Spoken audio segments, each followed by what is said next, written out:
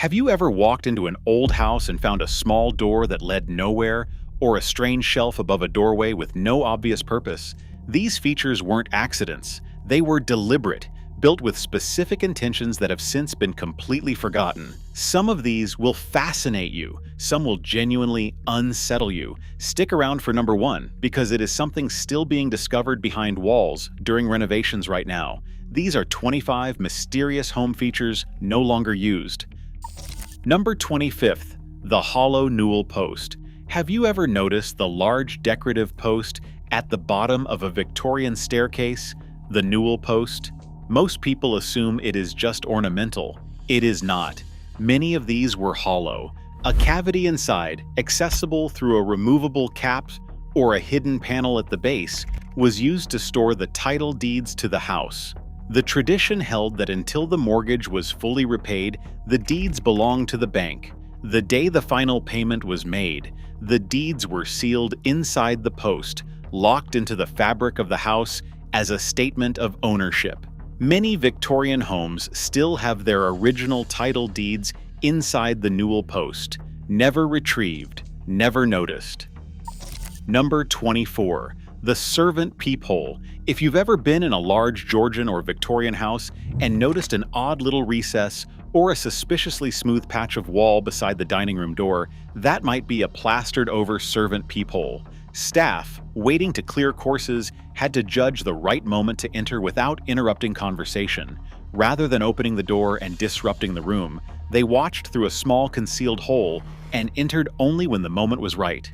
Invisible from the dining side, completely practical from the other. Most have been plastered over, never identified, never explained. Number 23. The witch bottle. Here is one that still catches people completely off guard during renovations. Builders working on old homes across Britain and the northeastern United States regularly find small glass or clay bottles sealed inside walls, under hearths, and beneath doorstep stones. Inside the bottles, excavators often find bent iron nails, pins, human hair, nail clippings, and sometimes urine. These are witch bottles buried between the 16th and 19th centuries as protective charms against malevolent spirits. The nails were meant to wound any spirit that entered the bottle, trapping it inside permanently. The practice was widespread enough that witch bottles are now found in their hundreds by archaeologists. Number 22. The plague wall cavity. This is almost impossible to imagine today. In certain medieval homes and areas that experienced repeated plague outbreaks, builders incorporated sealed cavities within exterior walls, accessible only through a small hatch on the outside. During an outbreak, food could be left in the cavity by people outside and retrieved from inside, all without any direct human contact. A quarantine delivery system built directly into the architecture. Many survive in old stone farmhouses across France and Britain, their purpose completely forgotten. Number 21st, the spirit shelf. If you have ever visited a very old farmhouse in rural Appalachia or the American South and noticed a small shelf built above an interior doorway, not quite at a height that makes sense for storage, and with nothing on it, you may have been looking at a spirit shelf. The tradition held that malevolent spirits could not easily navigate over physical obstacles. A shelf above the door forced any entering spirit to stop, become confused, and retreat. The shelves look completely unremarkable. That was the point. Dozens remain in homes across the rural South, and many owners have no idea what they are looking at. Number 20. The ice well. Before ice houses became common on large estates, some earlier properties incorporated something even more surprising: an ice well. It was a narrow vertical shaft, sometimes 12 to 15 feet deep, sunk directly below the kitchen floor. Ice cut from frozen ponds in winter was packed down the shaft and insulated with straw, and the thermal mass of the surrounding earth kept it frozen deep into summer. There was a trap door in the kitchen floor, sometimes no larger than 2 feet across, flush with the stone flags. Many have been discovered during renovation, the shafts beneath still cold when opened. Number 19. The watching loft. This one is genuinely grim. In English parishes from the medieval period through the early 19th century, a small elevated room overlooking the churchyard served as a watching loft. After burial, families hired watchers to observe a fresh grave for 2 to 3 weeks. the period during which the body was valuable to body snatchers supplying anatomy schools. Most watching lofts have been converted or demolished. The ones that survive are almost never identified correctly. Number 18. The acoustic jar. Have you ever wondered why singing sounds so extraordinary in certain old churches? Part of the answer might be built into the walls. In medieval churches, ceramic jars were set into niches in the stonework to capture and amplify particular frequencies, improving the resonance of the interior. Hundreds survive in Scandinavian and French churches, most sealed behind plaster and discovered only during restoration work. Number 17. The Hagstone aperture. In coastal communities across Norfolk, Cornwall, and Yorkshire, if you are doing renovation work on a very old cottage and you find a small deliberate gap in a stone wall or chimney breast, look more carefully. These apertures were built to hold hagstones, flints with naturally occurring holes worn through by water. The hole in the stone was believed to allow only benign forces to pass, while deflecting harmful ones. Finding one sealed into a wall is not unusual in these regions. It is one of those features that looks like construction error until you know what you are looking at. Number 16. The box bed alcove. If you have ever visited a Scottish folk museum or an old Highland farmhouse, you have probably seen a box bed, a sleeping niche built into the wall and enclosed with wooden doors, like a cupboard you sleep inside. The beds themselves are mostly gone, but the alcoves are still there in countless old properties. You will sometimes find what appears to be a large built-in cupboard in an odd location, in the main living room, nowhere near where a bedroom should be. Open it and you will find the dimensions of a sleeping space, the width of a person lying down, hooks added later, shelves installed by people who repurposed it as storage without ever knowing what it was. Number 15. The priest hole. In Elizabethan England, sheltering a Catholic priest was punishable by death. The response was the priest hole, a concealed space built into the fabric of the house to hide one or two people during government searches. The craftsman, Nicholas Owen, spent decades building them with astonishing ingenuity, behind fireplace walls, inside roof spaces, and beneath floorboards, with hidden triggers to open them. A panel moved only after a specific floorboard was pressed, and a door required the removal of an adjacent brick first. Owen was eventually caught and executed. Many of his priest holes were never found. They still exist in English country houses, sometimes discovered by accident centuries later. Number 14. The midden shaft. Medieval homes sometimes included a midden shaft, a vertical internal chute that ran from upper floor waste disposal down to a sealed chamber below the building, emptied from outside. The ammonia produced was considered useful for treating fabrics. Many survive today as apparently inexplicable vertical cavities, appearing in survey reports as unexplained voids. Number 13. The cold air vent system. Some Victorian homes incorporated a passive air circulation system. It used terracotta pipes running from external intakes through wall cavities to ceiling vents. Cooler air was drawn in at the base, warmed as it rose, and expelled at the top. No mechanical assistance was required, just physics. The pipes are still inside the walls of many Victorian properties. They are often discovered during renovation and almost never identified. Number 12. The marriage stone. Look above the main entrance of very old farmhouses across Scotland, northern England, and Scandinavia, and you will sometimes find a carved stone lintel bearing two sets of initials and a date. That is a marriage stone, a declaration carved into the building itself at the moment of construction. This house was built by this union in this year. In some traditions, disturbing or removing the stone was believed to bring misfortune to the house. Many were removed during renovation without the owners knowing what they were. A name above a door that has outlasted everything else about the people who put it there. Number 11. The chimney curse deposit. This one surprises people every time. Objects have been found bricked into chimney breasts of homes from the 16th through the 19th centuries. Dried cats posed in threatening positions. Old shoes, handwritten curse tablets, knotted cords. They are in museums now. The chimneys are mostly still standing. Some were clearly protective, intended to guard the home against harmful forces entering through the hearth. Others carry the marks of hostile intent, written curses, effigies, and items associated with specific individuals. The chimney was understood as a point of vulnerability, an opening that could not be fully closed. The objects placed inside it were the closest thing available to closing it. Number 10. The laundry chute. If you grew up in an older multi-story American home, you might remember this one, a small door flush with the bathroom wall that opened onto a shaft going straight down to the basement laundry room.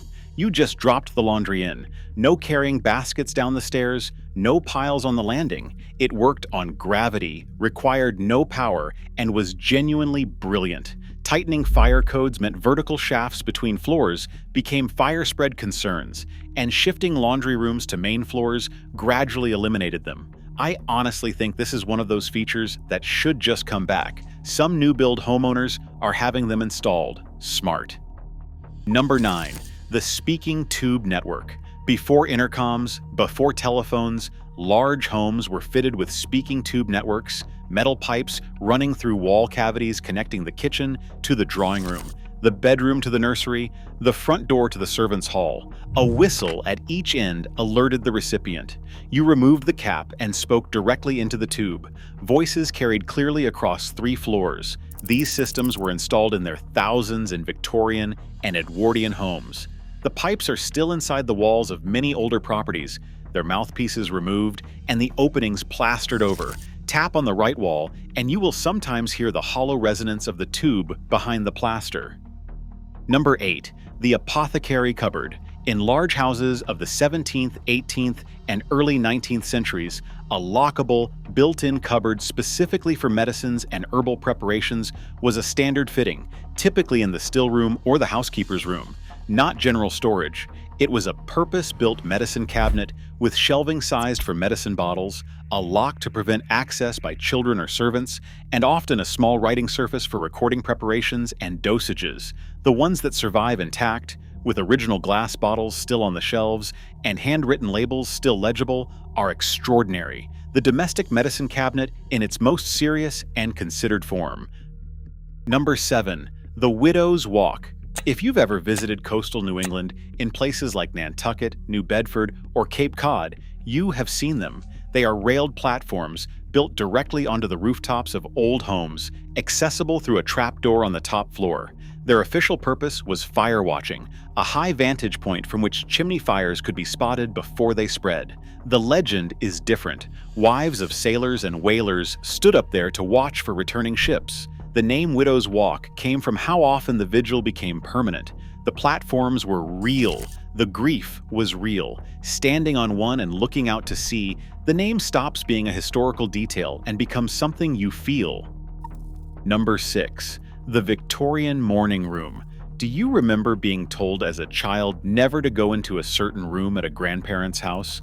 The one with the best furniture, the carpet nobody walked on, the china nobody touched? That room had a history most people have completely forgotten. Every Victorian home of any standing had a room specifically prepared for death, for laying out the body, receiving mourners, and performing the rituals that surrounded dying before it moved to hospitals and funeral homes. That room was the parlor. Its formality wasn't pretension, it was function. When death left the home, the parlor became the living room. The word parlor survives today only in funeral parlor, which is the only place it was ever used honestly. Number 5. The coffin drop. Here is one that genuinely changes how you look at old English country houses. Before staircases were built wide enough to carry a coffin horizontally down from upper floors, large properties incorporated a coffin drop, a vertical shaft beside or within the staircase through which a coffin could be lowered to the ground floor. In some houses, this shaft was disguised as a decorative feature. In others, it was a separate shaft accessed from a landing. Number 4. The dead room. Not what it sounds like, but close enough to be unsettling. It is an acoustically treated space, typically in the basement or a ground floor interior room, built to be as free of echo and reverberation as possible. Early experiments in acoustic science required rooms where measurements could be taken without interference from reflected sound. Some larger private houses, whose owners had scientific interests, incorporated these purpose-built silent rooms. They were lined with felt, cork, and layered fabric panels, and they often had double-wall construction to isolate them from the rest of the building. A small number of houses associated with early scientific research still contain these rooms. Their function is now entirely mysterious to the people living in them. Number 3. The housekeeper's tally board. In large Victorian households, the housekeeper managed the entire domestic economy, including stores consumed, staff hours, tradespeople paid, and inventories maintained. In some properties, this accounting was done on a tally board concealed inside a writing slope in the housekeeper's room, a wooden board divided into columns where chalk tallies were kept and erased each week, built into furniture that was removed when the properties changed hands. Most of these boards are gone. The handful that survive are extraordinary, chalk marks still faintly visible, column divisions worn smooth by decades of use. Not formal records, just a chalkboard inside a desk, restarted every Monday morning. Number 2. The witch mark. If you ever renovate an old house and find a geometric pattern carved into an exposed beam, concentric circles, a six-petaled flower drawn with a compass, interlocking arcs, do not sand it off. That is a witch mark, carved into structural timbers above fireplaces, into door lintels, into window frames, every point through which something harmful might enter a home. Builders made these marks deliberately as part of the construction process with complete seriousness. Hundreds of thousands exist across Britain, the northeastern United States, and northern Europe. They stopped being carved when rationalism displaced the belief system that created them. The marks stayed. Most people who find them have no idea what they are looking at. Now you do. Number 1. The sealed room. This is the one. Historians and architects have cataloged a persistent phenomenon in very old houses across Britain and Europe. Rooms that were sealed entirely, doors plastered over, windows bricked up deliberately by the owners, for reasons that were never recorded and have never been satisfactorily explained. Some of these rooms were opened during renovation to find furniture still arranged as if for use, beds made, personal items in place, objects set out with apparent purpose. The explanations historians offer range from grief to legal dispute to superstition to financial concealment. None fully explains the pattern. For every sealed room that has been discovered, there are others still sealed, still silent, in houses where nobody has yet thought to look. Every old house contains the possibility of a space that was once known and is now completely forgotten. Every renovation is an act of archaeology.